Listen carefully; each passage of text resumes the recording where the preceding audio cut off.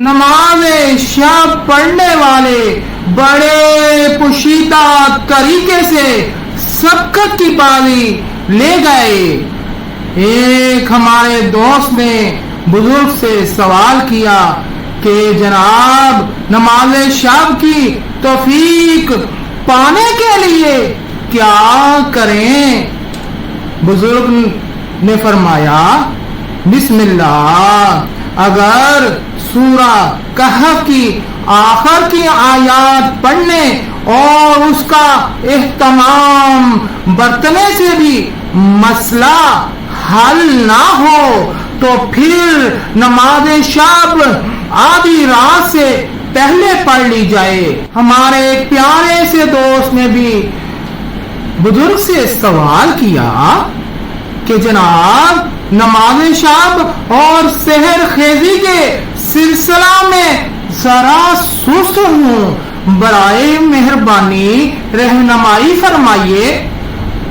بزرگ بولے بسم اللہ، نماز شب کے سلسلے میں سستی اس طرح سے دور ہو سکتی ہے کہ آپ طے کر لیں کہ جس رات بھی آپ کو نماز شب پڑھنے میں کامیابی نہ ملے اس کی قضا بجا لائیں گے۔ آیہ کریمہ میں ارشاد ہوتا ہے یعنی نماز انسان کو برے اور ناشائستہ کاموں سے روکتی ہے۔ اس آیت سے پھر سمجھ میں آتا ہے کہ جو شخص برے اور ناپسندیدہ کاموں سے پرہیز نہیں کرتا ہے واقعاً اس کی نماز یعنی نماز نہیں ہوتی۔ نماز میں لذت کا احساس پیدا کرنے کے لیے کچھ مقدمات نماز سے باہر لازم ہوتے ہیں اور کچھ مقدمات خود نماز کے اندر، جو مقدمات نماز سے پہلے اور نماز کے باہر قابل لحاظ و عمل ہیں۔ یہ ہے کہ انسان گناہ نہ کرے اور دل کو سیاہ اور طریق نہ ہونے دے، معصیت روح کو آلودہ اور دل کی نورانیت کو ختم کر دیتی ہے، اور خود نماز کے دوران بھی انسان کو چاہیے کہ ایک زنجیر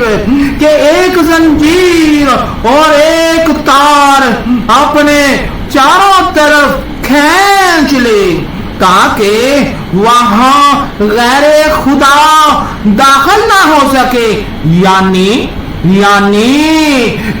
اپنے ذہن کو غیر خدا سے الگ کر لے۔ حضور قلب کے اسباب میں سے ایک یہ ہے کہ پورے 24 گھنٹے اپنے حواس یعنی آنکھ، کان وغیرہ پر کنٹرول رکھے، کیونکہ حضور قلب حاصل کرنے کے لیے کچھ مقدمات کا فراہم کرنا ضروری ہے، یعنی ہم سارے دن اپنی آنکھ، کان اور دوسرے اعضاء و جوارے پر کنٹرول رکھیں۔ اگر ہم جان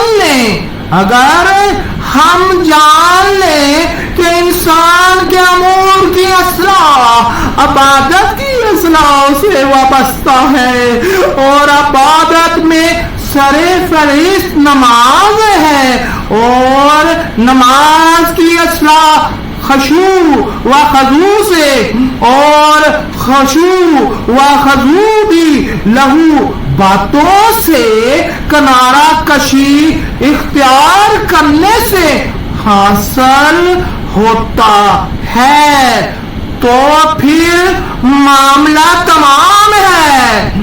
اور میرے بھائیوں یہی نماز جسے ہم اس ڈر سے انجام دیتے ہیں کہ ترک کرنے کی صورت میں ڈنڈے تازیانے اور جہنم کی سزا کا سامنا کرنا پڑے گا، لیکن اولیاء حضرات فرماتے ہیں کہ نماز ہر چیز سے زیادہ لذیذ چیز ہے۔